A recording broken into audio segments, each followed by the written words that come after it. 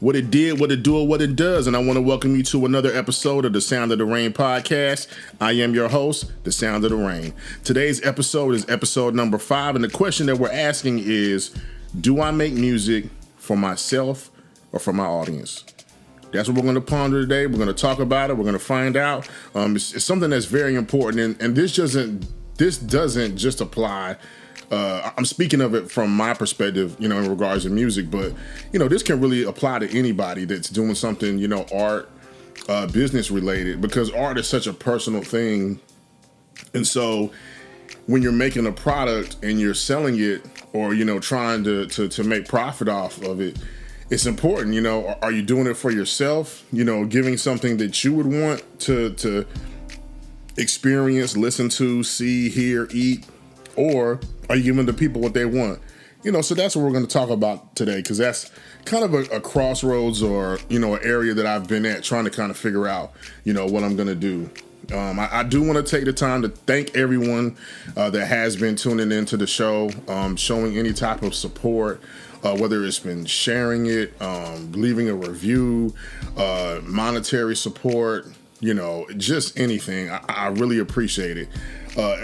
Just for anybody that might want to know, or if they're interested, if you listen to an episode, you have to listen to at least a minute of the episode for it to count as a stream. So like I remember when I told you guys about music, it's 30 seconds. Well, with a podcast, it's 1 minute.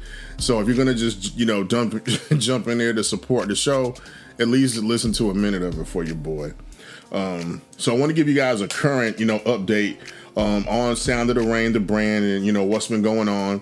I did receive an email recently from Apple Music, giving me a recap of my music streams from the 13th of January to the 19th. Now, usually when I get these, I don't even pay attention to them because half the time it's like zero. It's because I haven't really put out any music in a long time. Backup was the last song that I put on like streaming services, or that would have been on Apple. And I've not been really consistent in putting stuff out or marketing it, promoting it. So my expectations are really low. So when I got this one, I was kind of surprised, but it said it had 37 plays. Now, I'll be honest, there's a lot of times where a lot of those plays might come from me. There are times where I'm just kind of in the zone or in the mood to kind of listen to my own music, and who better to support myself than myself. But 37 plays was a lot, so it kind of makes me wonder, has the show, this is since a podcast now, so has this show kind of been bumping up the streams or kind of getting more of an audience? It might be working out, so that's a good thing. The top 3 songs were How We Roll, Warlord, and Masterflow, which I thought was kind of strange. I don't listen to How We Roll because that's like the second song that I put out, and this was like 2020 or 2021, so I know I didn't do that, but that surprised me. And I love the song. I actually produced that one, and I was actually surprised that was the number 1 song. Warlord is a song that I love. That was produced by Anno Domini Beats, and Masterflow. That's one that I really wish or feel like could have been bigger than it is. Just needing like a marketing push to it. But then again, there are restrictions that I have as far as the music or the instrumental. So it's almost like, well, I don't want to push it too much, but I guess that's kind of counterproductive. And when I say restrictions, like some of these songs that I have, I couldn't even perform them live. If it was in a venue where I was getting paid, I couldn't perform them live. So that's the type of restrictions and things that I mean when I say there's limited things that I can do. So that's why I'm producing my own music. Not forever, just for the foreseeable future. Or if somebody sends me a beat and it's fire and we work out something and, there's no limitations to it, hey, I'm gonna put it out. Or if it's just like a beat that's dope and I make a song over it, I just put it on YouTube. I have no problem with that either. I'm just trying to kind of be able to maximize my reach with the music that I put out. And so me producing it kind of helps me have the freedom as far as doing that. So the top 3 markets for the plays that I got were from Fayetteville, North Carolina. That's where I'm from. So like I said, there's a possibility a lot of those could have been myself. Charlotte, North Carolina, and Durham, North Carolina. Those are the top 3 markets. So I appreciate anybody that's in those cities. Shout out to the whole state of North Carolina and anybody else in any other place. I actually had some feedback that the podcast was getting some play in Sweden. So that was dope to hear. And now with the analytics that I get for the podcast, I believe they're just for Spotify, so I haven't really been digging too deep into getting information about the podcast. What I've been doing now is just kind of trying to build some consistency with it. So if you haven't noticed, I've been advertising or mentioning on my different social media platforms that new episodes will go up every Monday at 8 a.m. Eastern Time and every Thursday at 8 a.m. Eastern Time. And the reason I have it so early in the morning is because, if there's people that like to listen to it while they're working or driving, I just kind of want to have it available for them. So that was why I chose that time. And I was surprised. Well, the accountability that it gave me by advertising the show will be put out twice a week at these specific times has actually been a big help. I have ADHD and procrastination is a big issue for me. And so, matter of fact, this particular episode, if I hadn't set up that schedule, it probably wouldn't have got recorded. And so this is helping me to be consistent. So it's the last minute, for those that are listening to this, it is Sunday at 7:28 p.m. and I'm recording the episode that's going to go up at in a few hours. But I don't do a lot of crazy editing. I found when I started doing my podcast before, I did have another podcast called Sound of the Rain podcast, so it didn't have the in front of it. But I found that when I went in and fine-tuned the editing and took out all the ums and it sounded unnatural.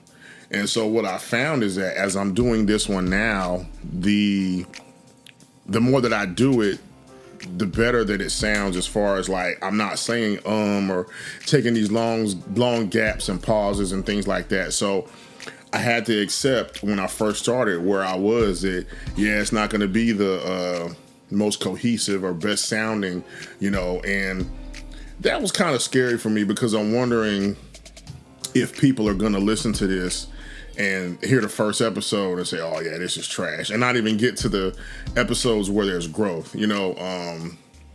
My good friend of mine shared the link for my podcast at our job, and as grateful as I was also nervous because I knew episode 1, if I go back and listen to it, it makes me cringe, like, and so I was like, man, please just all y'all skip to episode 3. But I mean, that's part of the process. You got to crawl before you walk.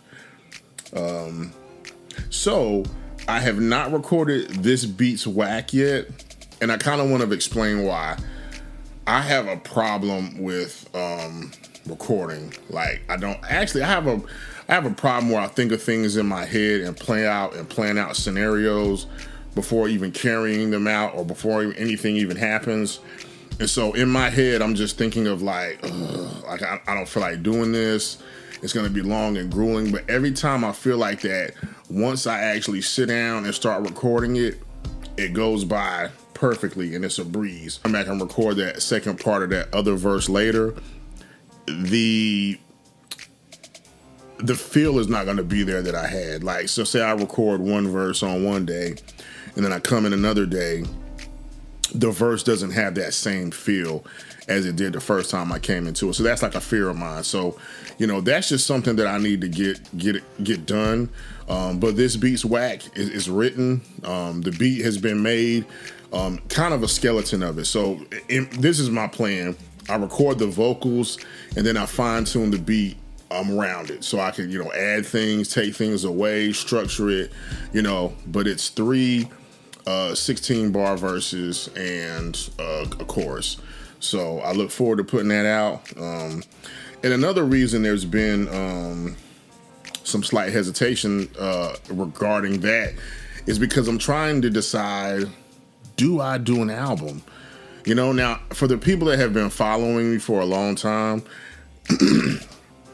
they'll know that I always go back and forth with having these excellent ideas, announcing them coming soon, and then not doing them and stopping.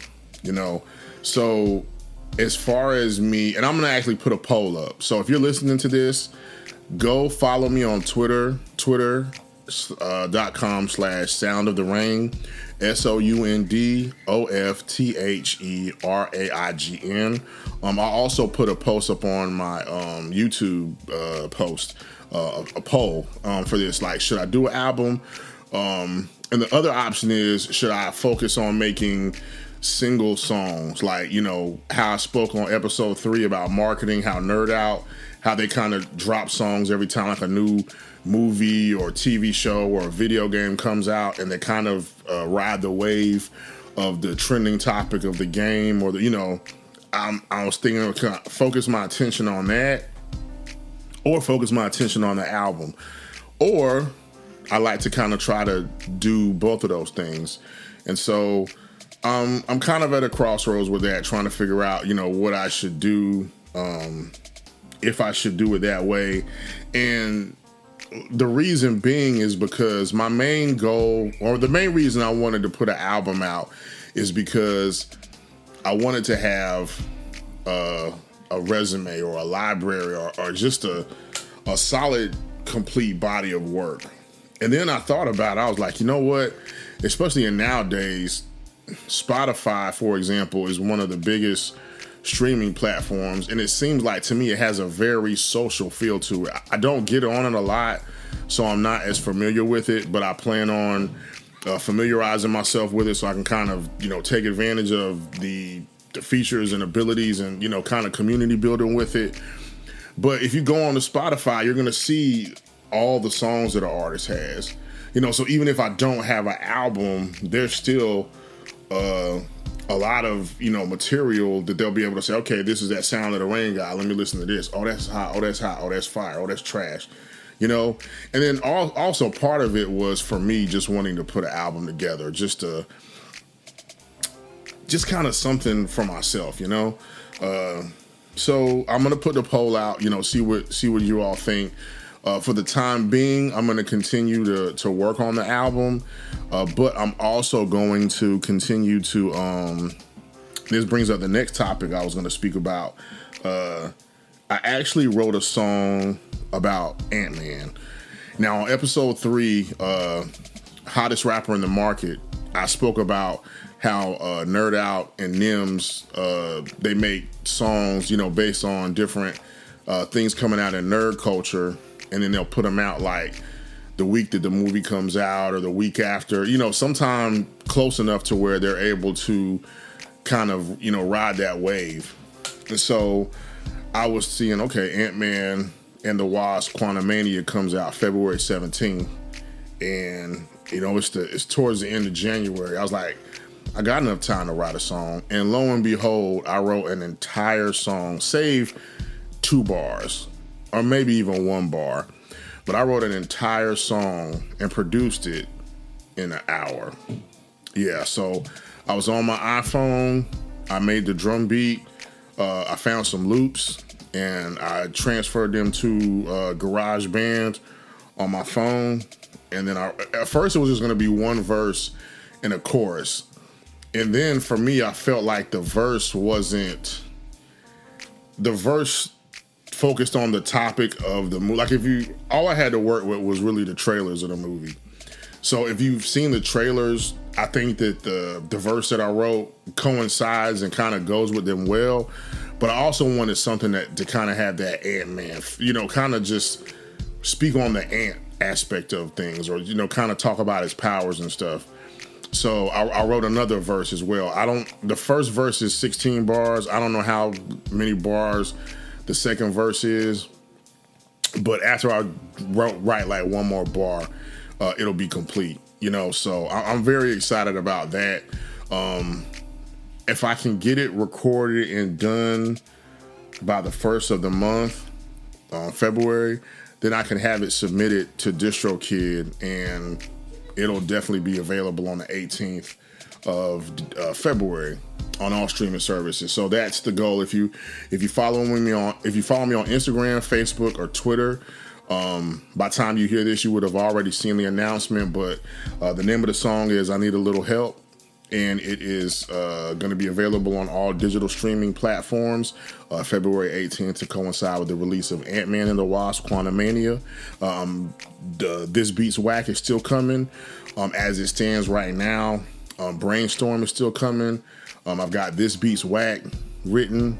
I've got the intro written. I've got another song that I'm working on. And I've got some hashtag sound can rap kind of skits. So I think if I wrote like 2 more songs, if I'm shooting to make it like an EP, that's This Beats Whack, intro song, the other song. If I write like 2 or 3 more songs, then I could knock it out. So I mean, I could probably do the album and do the nerdcore songs at the same time. So that's the goal. So after that nice, beautiful intro, we are now going to get into the topic of the show. Do I make music for myself or for my audience? This is an excellent question, and I want to go ahead and clarify the difference between the two. Making music for myself would be, I make a song, I personally love how it sounds, and I'm not as concerned with how the public feel about it, and I put it out and I give it to them. Now, making music for my audience is where, say, all the songs matter of fact, of all the music I put out, the most consistent feedback that I get is that I sound like I'm from the 90s, a rapper from the 90s, and it's said in like a positive way.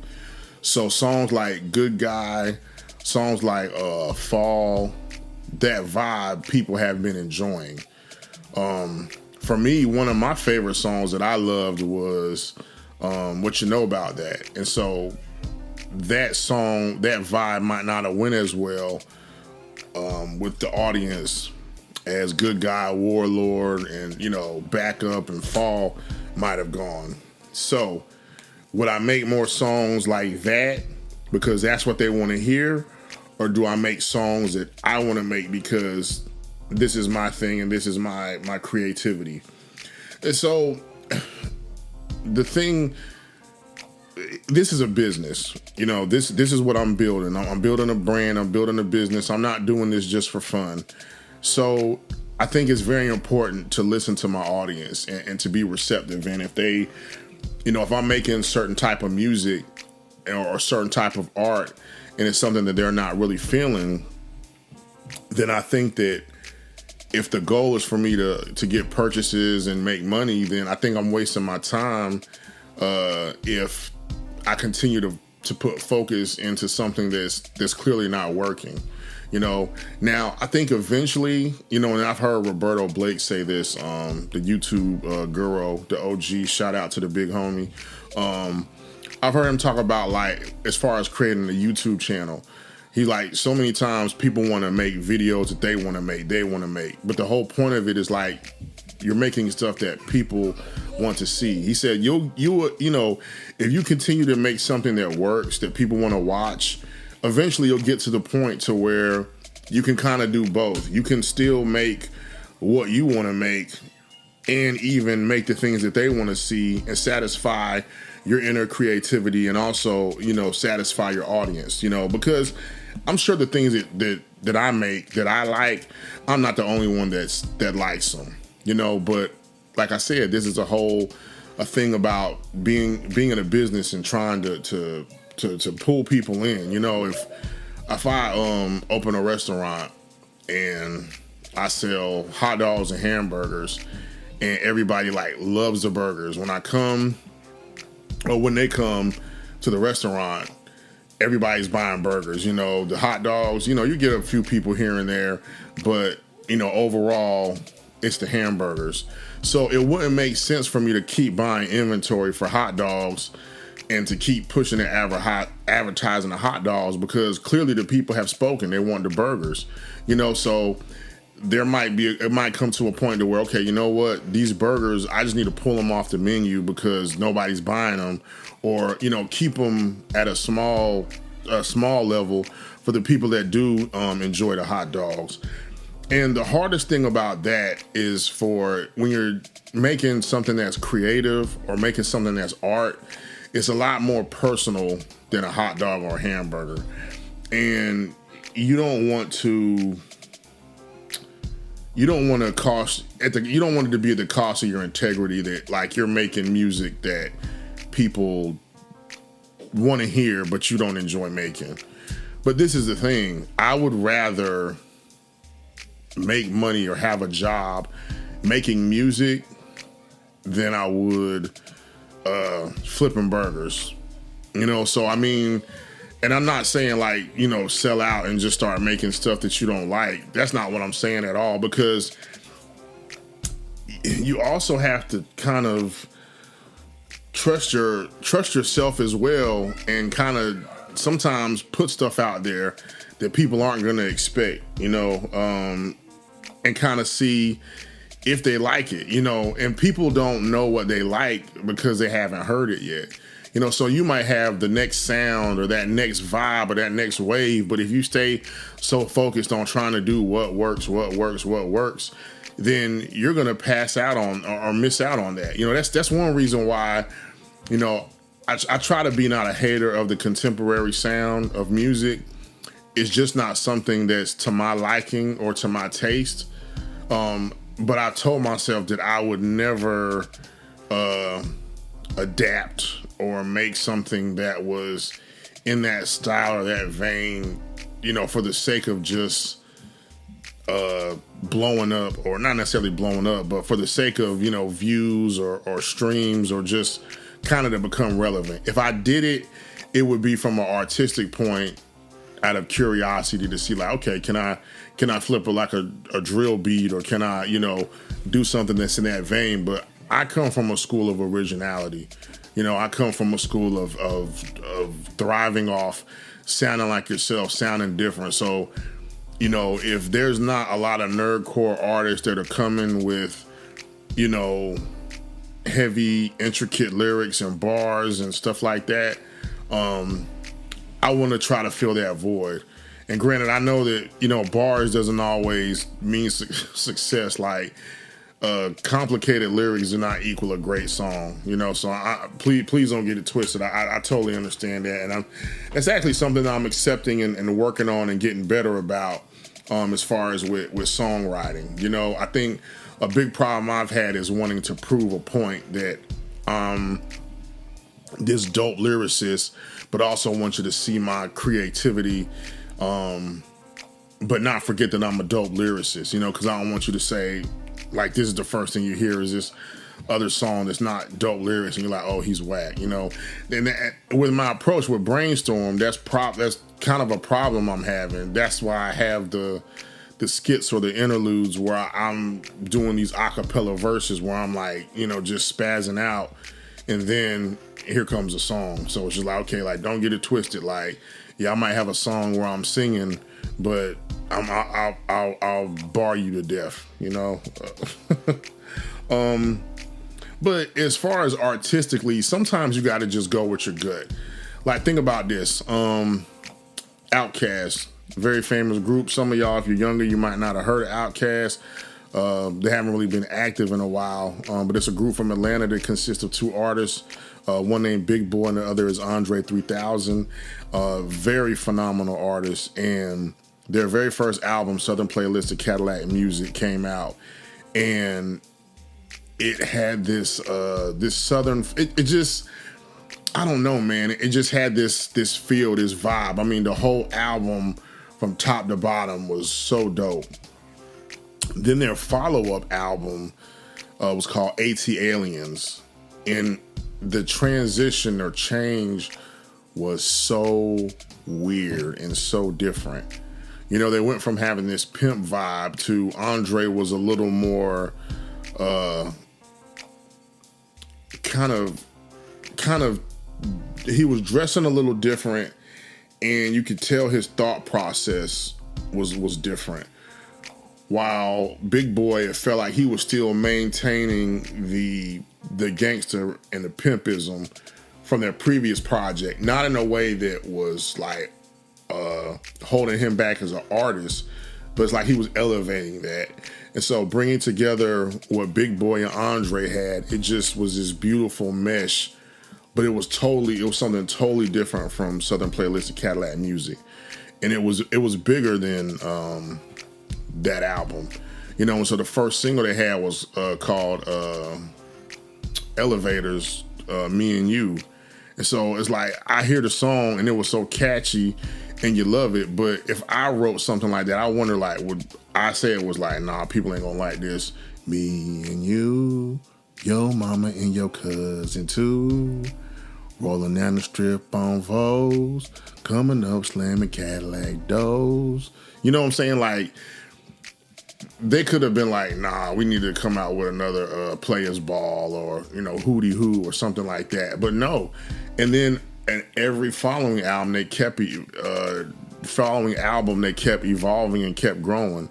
You know, so I think it's very important for you as yourself to find a balance of pleasing your fan base, but also surprising them and giving them things that they might not have expected, but they end up liking. And everything's not gonna hit, you know.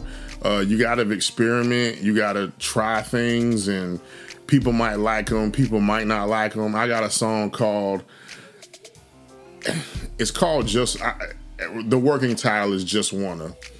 So the concept behind it is, it's essentially like somebody wanting to get home from work and just play some video games. They're tired, they want to wind down and relax.